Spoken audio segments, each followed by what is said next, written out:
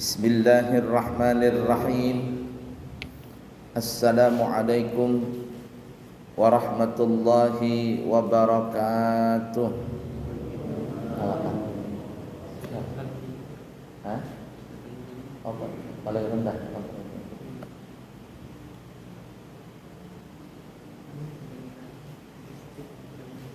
Oh ya sudah. Alhamdulillahi rabbil alamin. Allahumma fasalli wa sallim ala sayyidina wa nabiyyina wa maulana Muhammadin wa ala alihi wa ashabihi wa azwajihi wa dhurriyyatihi wa man tabi'ahum bi ihsanin ila yaumiddin, amma ba'du. Bapak Ibu para jamaah sekalian yang disayangi Allah dan dicintai Allah, kembali kita melanjutkan pembahasan kita di dalam tafsir Al-Quran. Setelah kita membahas tuntas tentang surah Al-Qiyamah, maka kita naik kepada surah yang ke-74 yang bernama surah Al-Muddathir. Al-Muddathir artinya adalah berselimut. Dinamakan Al-Muddathir karena surah ini ada kalimat atau ada kata Al-Muddathir yang berada di ayat pertama dalam surah ini. Ya ayyuhal muddathir. Maka dinamakan surah ini namanya Al-Muddathir, yang artinya berselimut. Surah Al-Muddathir ini mempunyai 56 ayat, termasuk kelompok surah Al-Makkiyah. Arti Makkiyah adalah surah atau ayat yang diturunkan sebelum Nabi berhijrah. Karena ada dua pendapat ya, Makkiyah, Madaniyah ini. Ada yang mengatakan apa saja ayat atau surah yang diturunkan sebelum Nabi berhijrah itu masuk kelompok Makkiyah. Dan adapun yang Nabi setelah berhijrah maka disebut namanya Madaniyah. Walaupun surah itu atau ayat itu mungkin nanti ada turun ketika Nabi bukan di Madinah. Ya, seperti ayat al-yawma akmaltu lakum dinakum atmamtu 'alaikum ni'mati wa raditu lakumul Islam madinah. Itu ayat turun bukan ketika Nabi di Madinah, tapi masuk kata ulama kelompok Madaniyah karena kelompok ulama pertama mengatakan apa saja ayat atau surah yang diturunkan setelah Nabi berhijrah maka kelompok Madaniyah. Sebagian ulama kelompok kedua maksudnya mengatakan apa saja yang diturunkan di kota Mekah dan sekitar Mekah, mau itu sesudah atau sebelum berhijrah, maka disebut namanya Makkiyah. Dan adapun ayat atau surah yang diturunkan di Madinah dan sekitar masuk kota Madinah, masuk berdekatan dengan Madinah, maka itu disebut namanya Madaniyah. Apakah itu sebelum atau sesudah berhijrah itu tidak jadi masalah. Cuman kebanyakan pendapat pertama lah yang dipakai oleh kebanyakan ulama. Artinya sebelum berhijrah disebut Makkiyah dan sesudah berhijrah disebut Madaniyah.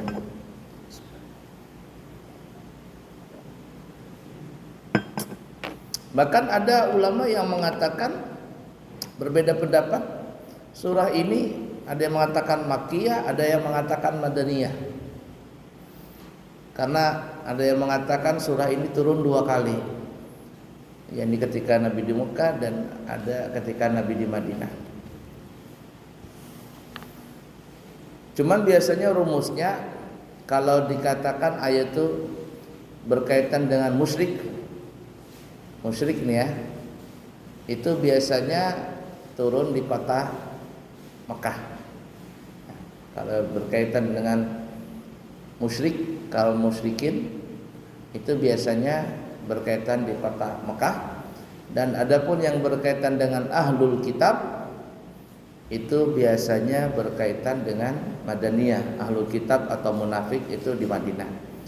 Karena orang-orang yang menentang Nabi di Mekah itu cuma ada satu, kaum musyrikin, orang-orang musyrik. Nah, ketika Nabi sampai di Madinah, yang menentang Nabi itu ada dua kelompok, yaitu pertama kelompok Yahudi dan yang kedua adalah munafik, musuh dalam selimut. Nah, ini yang berat ini orang munafik ini. Dia berkamuflase dengan orang-orang muslimin. Padahal dalam hatinya adalah mereka mempunyai hati yang kafir. Baik, kita kembali. Jadi surah Al-Muddatsir ini turun di maksudnya dikelompokkan surah Al-Makkiyah karena dia turun sebelum Nabi berhijrah, dan itu memang jelas. Dan ini awal-awal surah, termasuk awal-awal surah atau ayat yang turun di awal-awal Nabi diangkat menjadi Nabi dan Rasul. Nanti kita sebutkan asbabun nuzulnya. Isi pokok pembahasan dalam surah Al-Muddatsir ini adalah perintah oleh Allah kepada Nabi untuk memulai berdakwah dengan mengagungkan Allah Ta'ala. Jadi kalau kita ingin berdakwah, maka mulailah dengan mengagungkan Allah Ta'ala dulu. Kalau kita mengagungkan yang lain, di situ tidak ada nur yang kuat. Tapi ketika kita awali dengan mengagungkan Allah, di situ mempunyai aura yang sangat kuat sekali untuk mengajak orang. Semakin kita kuat mengagungkan Allah Ta'ala, maka Allah pun akan memberikan kekuatan kepada kita di dalam berdakwah. Ya ayyuhal muddatsir qum fa'andzir wa rabbaka fakabbir. Nanti kita akan sampai ayatnya. Wa rabbaka fakabbir. Hai orang yang berselimut, bangunlah engkau, berilah kabar kepada orang-orang, maka kepada Tuhanmu besarkanlah, dan untuk Tuhanmu maka besarkanlah, agungkanlah. Dan di dalam berdakwah ini, di dalam berdakwah itu bukan hanya tugasnya para pendai, bukan tugasnya para ulama saja, bukan hanya tugasnya para ustadz, para pendakwah, guru-guru, bukan mereka saja. Tapi semua kita ada kewajiban untuk berdakwah. Kuntum khaira ummatin ukhrijat lin-nasi ta'muruna bil ma'rufi wa tanhauna 'anil munkar. Kalian ini, kita semuanya nih umat Rasulullah, sebaik-baik umat. Kuntum khaira ummatin ukhrijat lin-nas. Kita sebaik-baik umat untuk diutus kepada manusia. Manusia ini semuanya, apa saja yang berbentuk manusia maka disebut manusia. Kita ditugaskan oleh Allah, umat Rasulullah, untuk terjun kepada manusia, mengajak ke manusia. Apa itu? Ta'muruna bil ma'rufi wa tanhauna 'anil munkar. Tugas kalian adalah mengajak kepada kebaikan dan mencegah daripada kemungkaran. Tugas itu bukan hanya kepada ulama, kepada kita semuanya. Kuntum khaira ummatin. Kalian sebaik-baik umat. Nah, cuman bidangnya di dalam berdakwah ini punya porsi masing-masing. Orang kaya dia nggak bisa ceramah, nggak bisa ngajar karena nggak punya ilmu, tapi dia bisa berdakwah dengan apa? Dengan hartanya. Bahkan kalau ulama nggak punya duit, berdakwah ini kalau nggak ada duitnya repot juga. Nabi kita saja disupport dalam berdakwah itu oleh Siti Khadijah, sampai habis Siti Khadijah itu punya harta ibarat katanya di dalam dakwahnya Nabi. Bahkan ada manakib beliau, dikatakan waktu Siti Khadijah mau meninggal ya, saking cintanya Siti Khadijah dengan Rasulullah dan dengan dakwah Islamiyah. Apa kata Siti Khadijah? Wahai kekasihku, kalau seandainya nanti aku meninggal dunia, bahasa kitanya nih ya, dan aku sudah dimasukkan ke dalam liang kubur, jikalau engkau nanti berdakwah ada kesulitan di dalam masalah ekonomi, di dalam masalah dana nih ya, dalam berdakwah, maka galilah kuburanku, ambillah tulang belulangku. Kalau bisa dijual, jual itu tulang belulangku tuh. Saking segitunya tuh ya. Jualah tulang belulangku itu dan duitnya masukkan di dalam dakwah. Nah, itu Siti Khadijah luar biasa. Makanya tidak ada perempuan yang paling mulia di seluruh jagat alam semesta ini kecuali Siti Khadijah. Ini ulama pendapat pertama yang paling kuat itu. Walaupun ada sebagian mengatakan yang paling mulia adalah Siti Fatimah. Karena Siti Fatimah adalah darah daging Nabi. Darah daging Nabi Siti Fatimah. Tapi ulama yang pertama mengatakan Siti Khadijah lah adalah perempuan yang paling mulia dari antara segala perempuan. Karena beliau adalah orang yang pertama kali masuk Islam. Nanti kita ceritanya sampai beliaulah yang pertama kali mengorbankan seluruh hartanya di dalam dakwah Nabi, dan beliaulah yang sangat dekat dengan Nabi di dalam perjuangan Nabi. Siapa yang kira-kira sebesar itu? Sampai Allah Subhanahu wa taala mengirim salam kepada Siti Khadijah. Sampai Allah mengirim salam kepada Siti Khadijah, dan tidak pernah tergantikan Siti Khadijah itu di hatinya Rasul sallallahu alaihi wasallam. Kapanpun tidak pernah tergantikan. Ya. Sampai Siti Aisyah itu pernah berkata, "Kenapa sih ya Rasulullah engkau tuh mengingat Siti Khadijah? Padahal kata Siti Aisyah, aku belum pernah melihat orangnya." Enggak ketemu orangnya nih ya. Karena Siti Aisyah itu masih kecil waktu itu, enggak ngerti. Rasulullah kan menikah dengan Siti Aisyah itu di umur 7 tahun. Dikumpuli oleh Rasul di umur 9 tahun, dan orang Arab memang sudah besar ya, 9 tahun besar sudah. Ketika Nabi meninggal, Siti Aisyah radhiyallahu taala anha itu berumur 18 tahun. Jadi sangatlah muda sekali Siti Aisyah itu. Kata Siti Aisyah, aku enggak pernah ketemu dengan Siti Khadijah. Tapi kenapa Rasul selalu mengingat-ingat Siti Khadijah itu? Ya, sampai terucap dengan sesuatu perkataan, ya mungkin Rasul pun merasa gimana begitu. Sampai Rasul pun mengatakan, "Hai Aisyah, kau tahukah engkau," bahasa kitanya, "Khadijah adalah seorang istri yang ketika aku berdakwah dia ada di sampingku. Ketika orang-orang mendustakanku, Siti Khadijah yang selalu memberikan aku semangat. Hartanya habis untuk dakwah Islamiyah.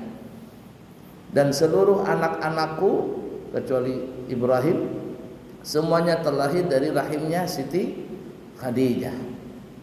Ibarat kata jasanya Siti Khadijah itu luar biasa. Nah, oleh karenanya Siti Khadijah ini selalu ada di dalam hatinya Rasul, dan para ulama bersepakat dialah perempuan yang paling mulia di seluruh perempuan yang ada di jagat alam raya ini. Radhiyallahu taala anha.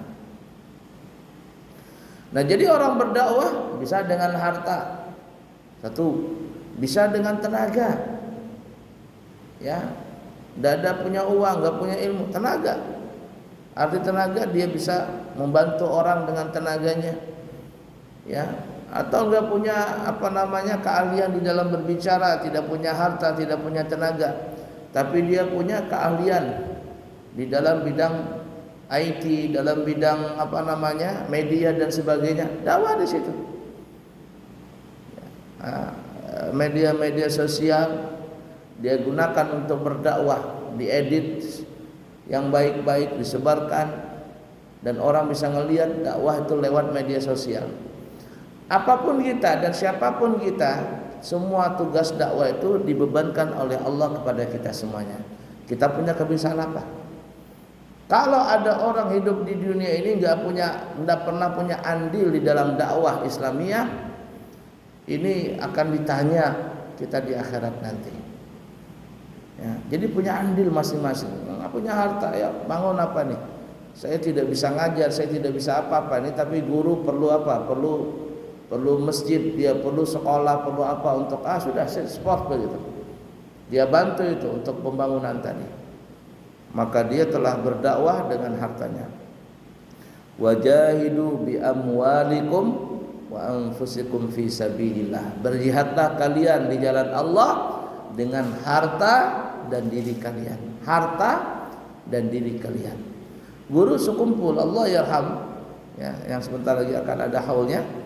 Beliau itu dikatakan kalau ada yang bentuknya dakwah Islamiyah ya, mengadakan dakwah, maka beliau sebelum datang ke acara tersebut, beliau sudah melontarkan harta duluan.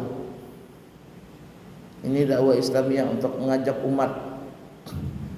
Beliau diundang untuk mengisi acara tersebut. Jadi sebelum acara beliau sudah gelontorkan harta, berapa puluh juta, berapa ratus juta. Subhanallah. Ditanya orang, kenapa guru begitu? Ya mengamalkan Al-Quran. Berjihadlah engkau dengan harta kalian dan diri kalian. Harta dulu turun. Besok-besoknya setelah acara, pas mau acara baru beliau turun dengan diri beliau. La ilaha illallah. Nah, jadi di dalam berdakwah dianjurkan untuk pertama mengagungkan Allah Ta'ala. Ini para pendai ya. Kemudian apa? Membersihkan pakaian, menjauhi maksiat, memberikan sesuatu dengan ikhlas dan bersabar dalam menjalankan perintah serta menjauhi larangan Allah. Ini tips dalam berdakwah. Allah yarham Abu Yasarwani, guru kami, beliau mengatakan kalau kamu ingin berdakwah, ingin ceramah nih ya, khususnya nih ya, maka kata beliau supaya orang tertarik, berpakaianlah pakaian yang rapi. Pakaianlah pakaian yang rapi, yang bersih, yang ganteng, yang cakep.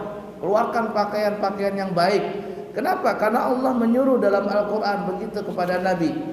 Ya ayyuhal muddathir, hai orang yang berselimut, kum fa'andir, bangunlah engkau dan berilah kabar peringatan kepada manusia. Berdakwah. Wa rabbaka fakabbir, dan Tuhanmu maka agungkanlah. Artinya dalam berdakwah jangan terpesona dengan ini itu, Allah yang kita cari. Wa thiyabaka fatahhir, kata Abu Yasarwani, dan pakaianmu maka bersihkanlah. Maksudnya kata Abu Yasarwani, kamu kalau berdakwah pakaian najis, ganteng, jangan pakaian sembarangan. Ini ceramah nggak tahu yang mana penceramah, yang mana yang tidak penceramah, sama pakaiannya, yang ganteng begitu. Lihat kalau guru sekumpul tuh kalau beliau dakwah sangat ganteng, ya, pakai minyak harum yang mahal, pakai cincin yang mahal. Artinya apa? Supaya ada daya tarik ini. Ada daya tarik, pakaiannya rapi, semuanya rapi, badan harum. Begitulah dakwah tadi. Nah, Nabi disuruh oleh Allah seperti itu, dakwah dengan pakaian yang rapi supaya apa? Supaya orang terpesona melihat penampilan Nabi dulu. Itu penampilan penting sekali ya. Penampilan sangat penting. Coba kalau seandainya penceramahnya itu pakaiannya lusuh, bau, sudah berhari-hari nggak ganti, nah, kemudian nggak mandi, ketika ceramah mulutnya bau, terliur-liur kesana kemari, orang mungkin sekali aja mendengar, jorok banget penceramahnya nih, nggak usah dah. Itu penting kata Bu Yasari dalam berdakwah seperti itu. Ustadz Desat Latif itu ya, kata beliau, saya ini katanya disuruh saya ceramah ini pakaian yang mahal-mahal, yang jam mahal, cincin yang mahal harga puluhan juta.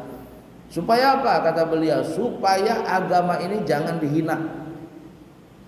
Ya, agama kita ini jangan dihina. Punya nilai, punya nilai yang mahal begitu agama tadi. Ya, tuh dosa masalah agama lah, masalah dunia saja. Ada orang mau apa namanya ini, mau tender gitu ya, perusahaan ya, panggil ini tender 1, tender 2, kumpul semuanya. Orang-orang yang mau menangkan dalam tender ini biasanya dia datang pakai mobil mewah, walaupun itu cuma nyewa dulu. Mobil Alphard kelihatan, wah ini mantap nih, meyakinkan nih kalau kita kerjasama dengan orang ini. Coba lihat mobilnya aja mantap, pakaiannya bagus, semuanya rapi, berarti ini profesional nih, meyakinkan itu. Tapi kalau datang pakai mobil apa namanya itu, mobil angkot begitu, ini mau menang tender, jangan-jangan nanti duitnya dibawa lari nanti ya. Gitu tuh. La ilaha illallah. Nah, jadi dalam surah ini Allah menyuruh di dalam berdakwah itu apa? Mengagungkan Allah, membersihkan pakaian, nekislah bahasa kitanya, menjauhi maksiat. Karena kalau ada orang berdakwah dia suka bermaksiat, biasanya itu kurang apa namanya? Kurang greget, ya. Kemudian ikhlas karena Allah Ta'ala. Yang dalam berdakwah itu mesti ikhlas. Artinya Allah kalau diberi orang alhamdulillah, enggak diberi enggak usah repot-repot. Ya, tidak usah repot-repot. Nanti Allah ganti dari jalan yang lain. Coba tanya orang-orang yang penceramah-penceramah itu, dakwah-dakwah yang bukan pakai manajer ya. Kalau pakai manajer mainnya sudah lain, sudah itu manajer yang lain. Tapi kalau yang langsung begitu, terkadang guru-guru kampung, ya Allah kasihannya. Kasihan guru-guru kampung itu. Dan terus terang kami pribadi pun sering menyentil tuh para pengurus-pengurus itu. Ini guru-guru kampung kenapa nggak diperhatikan? Dia yang ngajarin kita ngaji, ngajarin kita macam-macam di kampung tersebut. Kemudian kalau ada masalah ini itu kita datang sama dia, tahlilan minta bantuan sama dia, baca doa minta bantuan sama dia. Tapi nggak diperhatiin, itu kasihan. La yamutu wa la yahya, susahnya dia hidup karena tidak ada biaya. Tapi ketika penceramahnya datang dari Jakarta, apalagi YouTuber terkenal, ya sudah masuk media, jamaahnya sampai puluhan juta, masya Allah, semuanya lengkap, transportasi, pesawatnya yang kelas eksekutif, apalagi hotelnya bintang 4, bintang 5, makanannya lengkap, dijemput mobil Alphard, pulang mobil Alphard, macam-macam dah. Cuman ceramah 1 jam atau kurang daripada itu, isinya pun cekakakan, ketawa aja. Dikasih masya Allah puluhan juta, 30 juta, 40 juta. Apa ini? Nanti kita di kampung kalau ada masalah, apakah kita ngelapor sama dia? Pak Ustadz, tolong bacakan doa. Nah, Pak Ustadz, keluarga kami mati. Nah, yang datang Ustadz kampung, yang ngajarin kita dari alif bata, yang ngajarin fikih, yang ngajarin macam-macam gitu. Nah, itu terkadang tidak menghargai di situ. Nah, tapi begitulah ya. Bagi ustadz-ustadz yang seperti itu levelnya, banyakin ikhlas karena Allah Ta'ala saja, ya.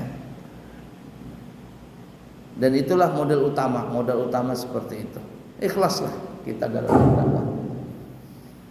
La ilaha illallah Muhammad Rasulullah sallallahu alaihi wasallam.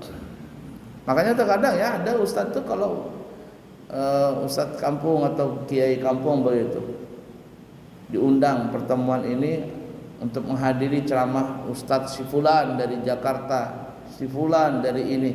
Terkadang kiai kampung tuh nggak mau datang, bukan nggak mau apa-apa, mau beritahu nih kepada masyarakat bahwa bukan begitu cara menghormatinya. Menghormati guru kampung begitu. Kadang dia bukan tersinggung, cuman ngajarin kepada orang kampung, kalian kalau ada masalah ke kami, kalian kalau ada apa-apa ke kami. Tapi orang-orang yang seperti itu bukan apa-apa, cuman ngajarin saja. Masya Allah, sambutannya luar biasa, manutnya luar biasa. Terkadang kiai kampung alimnya itu lebih alim daripada orang yang datang itu.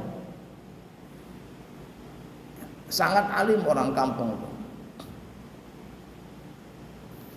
Kalau kita ngelihat ulama-ulama di Jawa tuh ya, ulama-ulama dia kadang pakai songkok biasa, duduk di samping-samping, tapi alimnya luar biasa. Nah terkadang ya tadi kita kurang menghargai mereka-mereka itu. Ada Buya Yahya. Buya Yahya itu diundang di dalam satu tempat. Pas kata beliau datang, kata beliau, ayo acara sudah, kata beliau. Kalian maksudnya mulai di acara. Kata panitia, tunggu dulu Buya. Nunggu siapa? Nunggu kiai belum datang. Oh kata Buya, baik, kalau ada kiai kampung itu yang diutamakan. Lama ini Buya tunggu, Buya Yahya nunggu nih kan, tidak ada datang-datang nih. Kata Buya Yahya, mana kiai kampungnya? Kata panitia, itu Buya. La ilaha illallah, itu kiai kamu. Iya. Buya Yahya langsung bangun, cium tangannya dan sebagainya. Kata Buya Yahya, saya ngelihat beliau itu datang pakai sepeda motor biasa. Enggak ada orang yang ibarat kata menghormati besar-besaran. Ketika saya datang katanya kali ini menghormati luar biasa. Jadi isi ceramah itu beliau mengagungkan guru kampung. Salah kata beliau kalau kalian menghormati saya berlebihan. Sedangkan guru kalian kiai kampung yang begini besar jasanya kepada kalian, kalian tidak hormati. Salah kalian. Jadi memang seperti itu tuh ya. Nah, kita terkadang menghargai yang jauh, yang dekat itu tidak menghargai. Ibarat kata pepatah, gajah di seberang lautan kelihatan, apa tuh ya? Semut di seberang kelihatan, gajah di depan mata gak kelihatan. Nah, tadi itu. Dalam berdakwah, menjauhkan maksiat. Jadi orang pendakwah harus menjauhkan dirinya dari maksiat, ikhlas, bersabar di dalam berdakwah. Memang dalam berdakwah itu ada saja cobaan, ya. Cobaannya macam-macam, diganggu orang kah, dihina orang kah, mau dibunuh orang kah, mau disantet orang kah. Jadi beruntung tuh ya kalau ada seorang penceramah sampai ada yang mau membunuh itu berarti bagus sudah itu. Jadi kalau ada di penceramah sudah sampai ada level mau dibunuh dia, dikirimin santet dia, itu level bagus tuh Ustaz itu. Kenapa? Insya Allah dia ikhlas. Kenapa ikhlas? Karena Nabi seperti itu. Nabi berdakwah seperti itu. Tapi kalau ada orang berdakwah ya aman-aman saja, nggak ada orang yang iri, nggak ada orang yang benci, nggak ada orang yang mau membunuh, nggak ada orang yang pernah ngirim santet. Itu ustadznya belum level hebat lagi. Cuman zahirnya aja begitu, tapi dalamnya masih kosong. Nah, beruntung tuh kalau ada ustadz yang sudah kena cobaan seperti itu. Hebat berarti ustadznya itu. Kenapa dikatakan hebat? Karena dia sudah mendekati sama dengan Nabi. Nah, sabar. Di dalam berdakwah nggak ada ongkos terkadang. Makanya kadang ustadz tuh ya dana. La yamutu wala yahya, nggak bisa jalan karena nggak punya dana. Kasihan itu ya. Ala kulli hal. Sabar. Memang begitu dalam berdakwah. Sabar dalam menjalankan perintah Allah serta menjauhi larangan Allah. Jadi para pendakwah memang harus menjauhkan dirinya dari maksiat. Supaya apa? Supaya bicaranya itu ada kesan menyentuh kepada para pendengar tadi. Bahkan kadang-kadang ya kalau sudah ulama itu levelnya karismatik, level karismatik nih ya. Itu walaupun dia tidak bicara, duduk saja orang melihat wajahnya, subhanallah. Lihat wajahnya saja itu sudah tunduk orang, sudah bisa merubah hati orang tadi yang jahat bisa jadi baik dengan melihat wajahnya si ulama tadi. Di Hadramaut itu ada namanya Habib Abdullah bin Syihab, dikenal dengan Ainut Tarim, matanya orang tarim karena beliau mempunyai kasyaf yang luar biasa. Kalau beliau ceramah, hampir semua para pendengar ini hafal apa yang dibicarakan beliau. Itu aja. Kalau beliau ceramah paling-paling 10 menit, seperempat jam. Dan ceramahnya itu aja, nggak ada beda-beda. Ya, ceramahnya itu aja. Tapi kenapa orang kok begitu enak melihat beliau? Ketika orang melihat wajah beliau itu, ya Allah, kita ini langsung disentil, kita punya hati sama Allah. Ingat dosa, ingin berbuat baik, pokoknya gitulah, luar biasa. Itu kalau sudah makom kiai-kiai yang ulama-ulama yang karismatik tadi, walaupun mereka tidak bicara, melihat wajahnya saja itu bisa merontokkan hati-hati kita yang keras. Luar biasa itu ulama-ulama tadi. Ya. Habib Umar bin Hafidh, guru kami di Hadramaut, beliau pernah berdakwah ke Afrika. Jadi ketika beliau berjalan di bandara gitu ya, berpapasan dengan pendeta ortodok. Ortodok ini kan kala ini apa namanya ini Katolik. Yang ortodok ini keras sekali. Ya, kersan jalur keras lah bahasa kita ya. Ketika berpapasan dengan Habib Umar, begitu Habib Umar tersenyum, ya. Pendeta ini, kalau nggak salah dua pendeta waktu itu jalan berhadapan, beliau senyum gitu, Habib Umar. Langsung pendeta ini stop, kemudian berbalik arah, lalu memanggil salah satu murid Habib Umar, katanya, saya boleh nggak bicara dengan gurumu itu? Katanya, ada apa? Iya, saya ingin bicara saja. Ya boleh. Makanya muridnya ini pun memanggil Habib Umar, ya Habib, ini ada pendeta mau bicara. Kata Habib Umar, ayo, apa yang diperlukan, apa hajat? Ketemu pendeta ini langsung, ya Habib, saya mau masuk Islam. Belum apa-apa, mau masuk Islam. Kata Habib Umar, ya khair, alhamdulillah. Langsung masuk Islam di situ, dituntun masuk Islam. Karena dia seorang pendeta, sudah mengerti, tinggal masuk Islam selesai. Setelah masuk Islam ditanya orang, Pak, kok Bapak bisa masuk Islam langsung, kenapa? Bapak kan pendeta. Apa kata dia? Kata pendeta ini, saya melihat gurumu itu, ketika saya melihat gurumu itu, saya yakin bahwa gurumu itu bukanlah orang pendusta. Gurumu itu bukan orang pendusta. Dan saat itu juga aku masuk Islam, karena aku yakin gurumu tidak pendusta. Kalau gurumu tidak pendusta, bagaimana dengan nabimu? Masya Allah, itu tuh kehebatan orang yang sudah makam para aulia. Mereka kalau sudah makamnya tinggi di sisi Allah, kita jangankan beliau berbicara, ngelihat wajahnya saja itu bisa merontokkan hati-hati orang yang keras. Bahkan bukan hanya ngelihat wajahnya, ngelihat fotonya, ngelihat foto itu bisa itu. Mendengar suaranya, belum ketemu dengan orangnya, mendengar suaranya saja, melihat fotonya saja bisa merontokkan hati-hati orang-orang yang keras itu. Ini kenapa bisa begitu? Karena keikhlasan yang tinggi oleh orang-orang yang berdakwah tadi. Luar biasa. Kalau kita punya guru-guru seperti itu, luar biasa. Imam Ahmad bin Hambal, salah satu imam empat madhab, Imam Ahmad bin Hambal, Hambali, yang di Mekah itu Madinah bermadhab Hambali kebanyakan. Muridnya Imam Syafi'i. Ketika Imam Ahmad bin Hambal meninggal dunia, jenazahnya itu diusung dari rumah beliau, dibawa ke tempat pemakaman kuburan. Saat diusung jenazah beliau ini melewati, ya, orang-orang yang membawa jenazah beliau ini melewati perkampungan orang Yahudi. Begitu banyaknya orang yang mengantar jenazah beliau ke alam baka tadi. Jadi melewati di depan perkampungan orang Yahudi. Orang Yahudi ini bertanya, siapa itu kok meninggal, kok begitu banyaknya kalian mengantarkan? Kata orang-orang yang mengantar ini, Imam Ahmad bin Hambal. Imam Ahmad meninggal dunia, kalian mengantarkan begitu banyaknya? Iya. Maka dikatakan ribuan perkampungan orang Yahudi pada saat itu, ketika melihat Imam Ahmad jenazahnya dilewati di kampungan tadi, ribuan orang Yahudi langsung masuk Islam. Cuman ngelihat jenazahnya saja. Jenazah Imam Ahmad lewat di kampung orang-orang Yahudi, ribuan Yahudi masuk Islam. Subhanallah.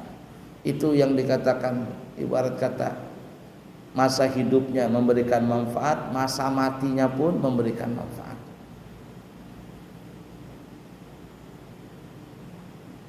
La ilaha illallah. Nah, itu ya. Dikit lagi. Dan di dalam surah ini juga nanti isinya Allah akan mengadab orang-orang yang menentang Nabi Muhammad dan mendustakan Al-Quran. Orang yang menentang dakwah Nabi, orang yang mendustakan Al-Quran, Allah akan adab. Di dunia dia akan mendapatkan kerugian, di akhirat lebih-lebih lagi. Nah, begitu juga orang-orang yang menentang dakwah. Dakwah para ulama yang sudah ngajarin kebaikan, berani dengan ulama, menghina ulama, guru-guru dihinanya dan sebagainya. Apalagi zaman sekarang, ya Allah, kasihan ulama-ulama. Ulama yang berseberangan dengan mereka selesai dihinanya, diincarnya, bahkan sampai mau dibunuh ya. Apalagi musim politik. Allah akan menghancurkan, mengadab orang-orang yang menentang Nabi Muhammad, menentang dakwah Nabi Muhammad, mendustakan Al-Quran. Dan juga isi dari surah Al-Mudaththir ini adalah tiap-tiap manusia terikat dengan apa yang telah diusahakannya. Nanti kita di akhirat akan mendapatkan hasil dari apa yang kita usahakan dalam dunia ini.